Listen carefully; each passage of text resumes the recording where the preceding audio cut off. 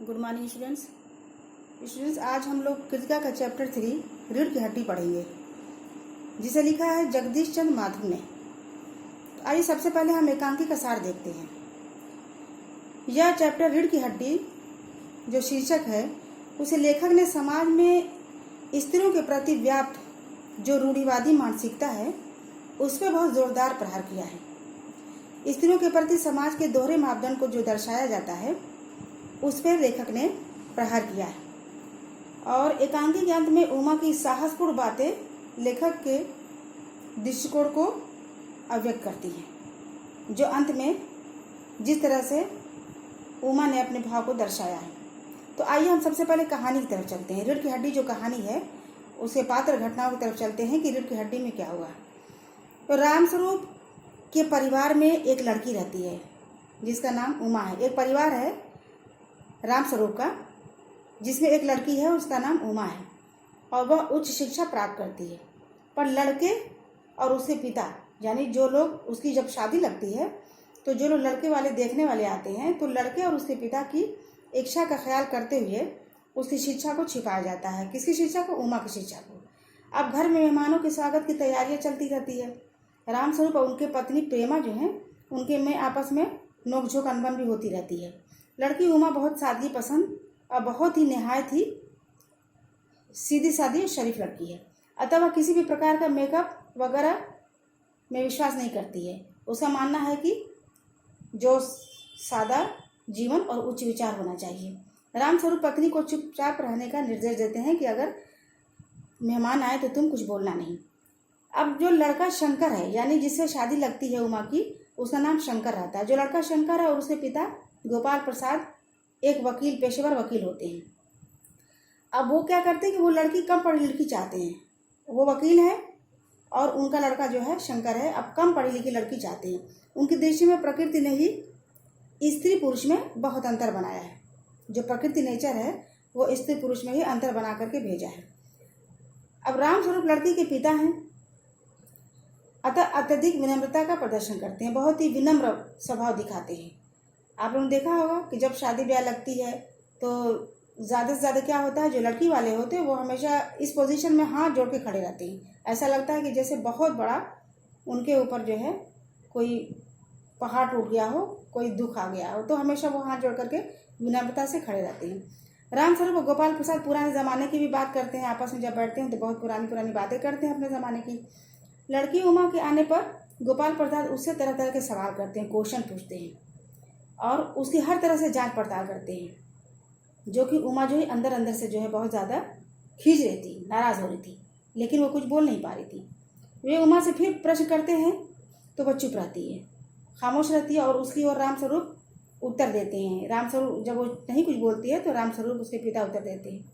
जब गोपाल प्रसाद उमा से मुँह खोलने का आग्रह करते हैं, तब उमा का गुस्सा बहुत ज़्यादा फूट पड़ता है और वो गुस्सा जो उसके बाहर आ जाता है।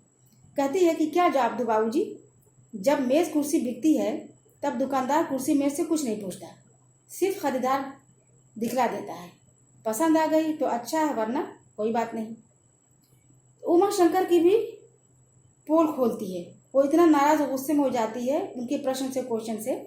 उसका कहना था कि ऐसा लगता है कि जैसे कोई फर्नीचर है, कोई सोफ़ा है, कोई टेबल मेज़ है, जिस तरह से लोग खरीदते हैं ठोक बजा के, उसी तरह से एक इंसान का भी सौदा हो रहा है, उसे ऐसा एहसास होता है। तो उमा शंकर की भी पोल इन शब्दों में खोलती है और कहती है कि ज़रा अपने साहबजादे से पूछिए कि अभी पिछली फरवरी में ये लड़कियों के हॉस्टल के इर्द गिर्द क्यों घूम रहा था और वहाँ से कैसे भगाए गए थे। ये किस तरह नौकरानी के पैरों पर पड़ करके अपना मुँह छुपाकर वहाँ से भागे थे। अब यहाँ पर उमा ने शंकर जो लड़का था उसकी भी पोल खोल दिया कि वो किस तरह का लड़का था। वो पढ़ाई लिखाई छोड़ करके किस तरह से आवारागर्दी करता था, इधर उधर घुमा फिरता था और लड़कियों के चक्कर में रहता था। तो इस तरह से उन्हें काफ़ी इंसल्ट हुई और शंकर के बारे में जिस तरह से कहा उमा ने। इतना सुनना था कि बाप बेटे दोनों भाग निकले और उमा के संवाद उसके मन में छिपी पीड़ा को उजागर कर देते हैं। कहने का तात्पर्य है कि जो उमा ने कहा, बिल्कुल अंत में जब कहा, जब सर से पानी ऊपर हो गया, उसे गुस्सा इस बात का था कि ऐसा लगता है कि कोई निर्जीव सामान खरीदते हैं इतना ज़्यादा ठोक बजा करके। उसी तरह से शादी विवाह की इन पवित्र रिश्तों को भी सौदेबाजी हो रही है और इस तरह से जो है लड़की को देखा जा रहा है कि ऐसा जैसे अमानवीय हरकत की जा रही है। इस तरह से उमा को बहुत ज़्यादा अंदर एक क्रोध और एक इतना ज़्यादा नाराज़गी छिपी हुई थी कि उसकी आखिर में वो बाहर आ गई। तो ये रहा कि एकांकी का सार।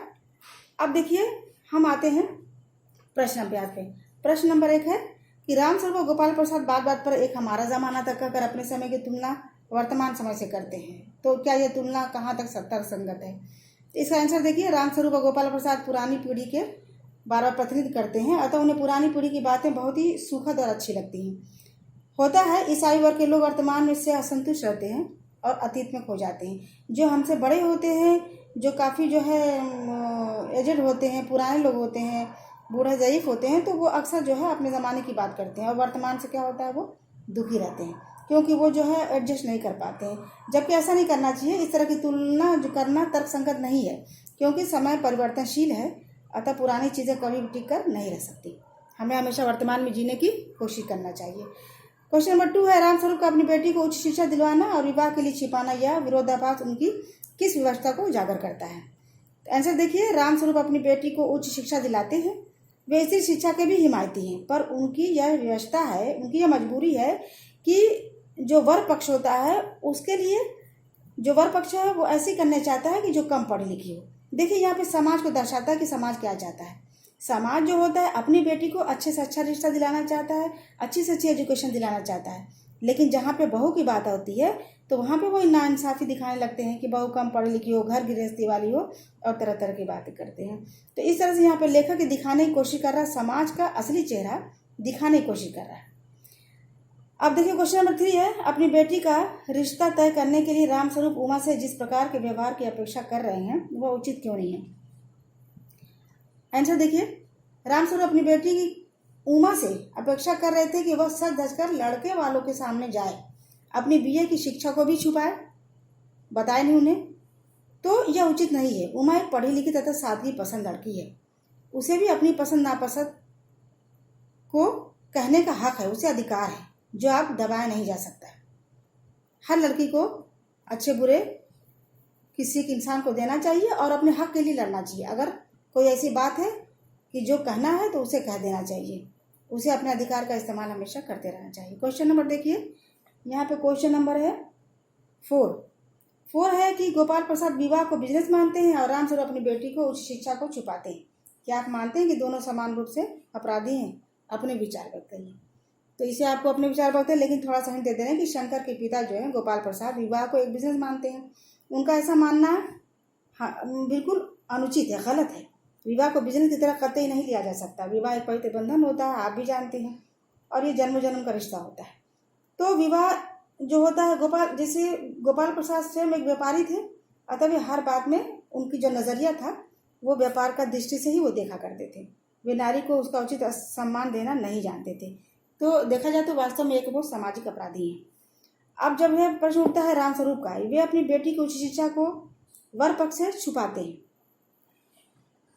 पर वे जो होते हैं वे यह काम व्यवस्था पूर्वक यानी मजबूरी में करते हैं। उनका अपराध बहुत ज़्यादा नहीं, हल्का है, क्योंकि वो समाज से मजबूर हैं, सामाजिक बंधनों से मजबूर हैं। हालांकि उन्हें भी वर पक्ष की अनुचित बातों के सामने झुकना नहीं चाहिए था, उन्हें खुल करके अपनी साफ बातों को रखना चाहिए था, ताकि आने वाले समय में वो हमेशा सच का साथ दे सकें। पर बेटी के विवाह की समस्या का हल उन्हें उसकी उच्च शिक्षा को छुपाने में ही प्रतीत हो रहा था। क्या है, जैसा कि आप जानते हैं कि बेटी की शिक्षा, जो बेटी की शादी होती है, लोग उसे बहुत ज़्यादा बड़ा बर्डन मान जाते हैं, इसलिए कि समाज में कुछ ऐसा सिस्टम बना हुआ है कि लड़की वालों को बहुत ज़्यादा इसके लिए मेहनत करनी पड़ती है। तो जिस तरह से लेखक ने ये बात कहने की कोशिश की है। अब देखिए क्वेश्चन नंबर 5 है, आपके लाडले बेटे की रीढ़ की हड्डी भी है या नहीं? इस कथन के माध्यम से शंकर की किन किन कमियों की ओर संकेत करना चाहते हैं? उत्तर है कि उमा इस कथन के माध्यम से शंकर की शारीरिक एवं चारित्रिक दोनों तरह की कमियों की ओर संकेत करना चाहती है। शंकर की कमर झुकी हुई रहती है, अतः उसका यह कमर कहकर मजाक उड़ाया जाता है कि उसके बैकबोन नहीं है। इसमें चारित्रिक दृढ़ता का भी अभाव है। वह एक आवारा किस्म का लड़का था, जैसा कि आपने कहानी में देखा कि वो गर्ल्स हॉस्टल में जो है किस तरह से भागा था। तो इस तरह से उसके चरित्र को दर्शाता है कि शंकर एक अच्छा लड़का नहीं है। अब क्वेश्चन नंबर 6 देखिए, शंकर जैसे लड़के और उमा जैसी लड़की को कैसे व्यक्ति की जरूरत है, तर्क से उत्तर दीजिए। बहुत ही इजी और बहुत ही आसान आंसर है, इसे आप भी कर सकते हैं। देखिए, शंकर जैसे लड़के को एक परिश्रमी और स्वस्थ एवं सच्चरित व्यक्ति की आवश्यकता है। वह अपनी पढ़ाई के प्रति लापरवाह है अथवा प्रायः हमेशा फेल होता रहता है। उसकी शारीरिक ढांचा भी ठीक नहीं है, वह हमेशा झुक के चलता है। जो बैकबोन उस रीढ़ की हड्डी है हमेशा झुकी रहती है। और वह एक दुष्ट चरित्र किस्म का भी लड़का है जो लड़कियों के हॉस्टल में आवारागर्दी करता रहता है। उसे साहसी और चरित्रवान बनने की जरूरत है। अब देखिए उमा जैसे, अब उमा का तो रोल आपने देखा कि उमा अत्यंत साहसी और बिल्कुल स्पष्ट वक्ता थी। वह उच्च शिक्षा भी प्राप्त कर चुकी है। उमा के लिए ऐसा ही व्यक्तित्व की जरूरत है जैसे व्यक्तित्व उसका दर्शाया गया है। वह सादा जीवन जीने में विश्वास रखती है। लड़कियों को अपने ऊपर होने वाले अत्याचार एवं अन्यायों के विरुद्ध स्वयं आवाज उठाती है। उमा को इस बात का डर नहीं है कि उसकी शादी टूटे या रहे। तो इस तरह से स्पष्ट वक्ता होना चाहिए और अपने हक के लिए लड़ते रहना चाहिए। अब देखिए क्वेश्चन नंबर 7 है कि रीढ़ की हड्डी एकांकी शीर्षक की सार्थकता स्पष्ट कीजिए। उत्तर है कि रीढ़ की हड्डी का शरीर में महत्वपूर्ण स्थान होता है। जैसा कि आप जानते हैं, जो रीढ़ की हड्डी होती है हमारे, वो शरीर में उसका बहुत महत्वपूर्ण स्थान होता है। एकांकी में यह शीर्षक चरित्र की मजबूती के रूप में लिया गया है। जिस प्रकार रीढ़ की हड्डी शरीर को मजबूती प्रदान करता है, ठीक उसी प्रकार दृढ़ता व्यक्ति के व्यक्तित्व को और मजबूत करता है। शंकर के माध्यम से लेखक ने चरित्रहीन युवकों को सचेत करना चाहा है। शंकर को एक कायर, अस्वस्थ और चरित्रहीन के रूप में दर्शाया गया है, अतः वह अपने विचारों पर दृढ़ नहीं रह पाता। युवा पीढ़ी तो समाज की रीढ़ है, उसका मजबूत होना बहुत ही जरूरी है। अतः यह शीर्षक जो है पूर्णतः सार्थक है, यानी बिल्कुल ये शीर्षक सही है। क्वेश्चन नंबर 8 है कि कथावस्तु के आधार पर आप किसी एकांकी का मुख्य पात्र मानते हैं। तो जाहिर सी बात है कि हम उमा को मानते हैं। क्वेश्चन नंबर 9 है कि प्रश्न 9 एकांकी के आधार पर राम स्वरूप और गोपाल प्रसाद की चारित्रिक विशेषताएं। तो सबसे बड़ी देखिए, राम स्वरूप जो है उनकी चारित्रिक विशेषता क्या है कि रीढ़ की हड्डी एकांकी के वो प्रमुख पात्र हैं जो राम स्वरूप हैं, और वह एक अधेड़ उम्र के व्यक्ति हैं। राम स्वरूप अत्यंत परिश्रमी भी हैं और वो घर के बैठक को ठीक करने में काफ़ी परिश्रम करते हैं। अब देखिए यहाँ पे गोपाल प्रसाद के बारे में देखिए। गोपाल प्रसाद एक अधेड़ आयु के व्यक्ति है, वह शंकर का पिता है और वह बहुत ही अनुभवी एवं परिपक्व है तथा वकील भी है, पर वह हर बात की जांच परख करता है। राम स्वरूप के घर की हैसियत का अंदाजा भी लगाया था उसने। उमा को भी परखने की पूरी कोशिश करता है। गोपाल प्रसाद पेशे से वकील है अतः चालाक किस्म का व्यक्ति है। गोपाल प्रसाद विचारों से दकियानुसी है और स्त्रियों को हमेशा दबा करके रहना चाहता है। वह विवाह जैसे पवित्र रिश्तों का भी बिजनेस मानता है। अब देखिए क्वेश्चन नंबर 10 क्वेश्चन नंबर है कि रीढ़ की हड्डी एकांकी का उद्देश्य क्या है। तो रीढ़ की हड्डी एकांकी का उद्देश्य है कि स्त्रियों को समाज में उचित स्थान एवं प्रतिष्ठा दिलाना। जिस तरह की आपने कहानी में पढ़ा कि उमा किस तरह से कहानी के अंत में किस तरह से प्रभावपूर्ण अपने बातों को कहती है, तो इस तरह से स्त्रियों को समाज में उचित स्थान में प्रतिष्ठा दिलाना है। विवाह योग्य कन्याओं के मन की भावनाओं को उजागर करके उनकी बातों को सामने लाना है। पुरुष प्रधान समाज के वर्चस्व को तोड़ना है। यह रीढ़ की हड्डी का एकांकी का उद्देश्य है। अब क्वेश्चन नंबर 11 है कि समाज में महिलाओं को उचित गरिमा दिलाने हेतु आप कौन कौन से प्रयास करेंगे। तो जाहिर सी बात है कि आप जो है समाज में महिलाओं को गरिमा दिलाने के लिए सबसे पहले क्या करें, महिलाओं का सम्मान करेंगे, इज्जत करेंगे, उसकी हमेशा जो है उसको हमेशा जो है आदर्श भाव से देखेंगे और स्त्री शिक्षा का पक्ष लेकर उनकी शिक्षा की उचित व्यवस्था कराने के लिए संघर्ष करेंगे।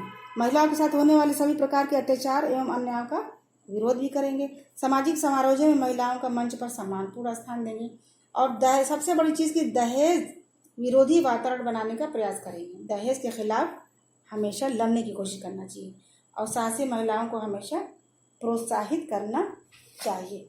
तो ये रहा रीढ़ की हड्डी का प्रश्न अभ्यास। तो स्टूडेंट्स, मैंने ये पूरी समरी बता दिया है, पूरा प्रश्न अभ्यास बता दिया है। अब इसे ध्यान से पढ़ के समझ लीजिएगा, नोट्स बना लीजिएगा। ये रिवीजन जो है आपका कंप्लीट हो चुका है।